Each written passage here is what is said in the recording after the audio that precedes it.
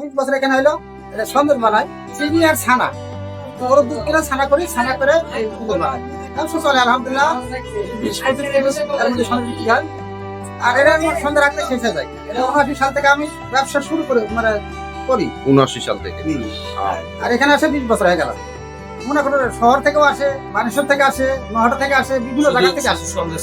সন্দেশের উদ্দেশ্যে আসে, কেউ চায়ের উদ্দেশ্যে আসে, খাই এবং নিয়ে যায়। হ্যাঁ খায় আবার নিয়ে যায়।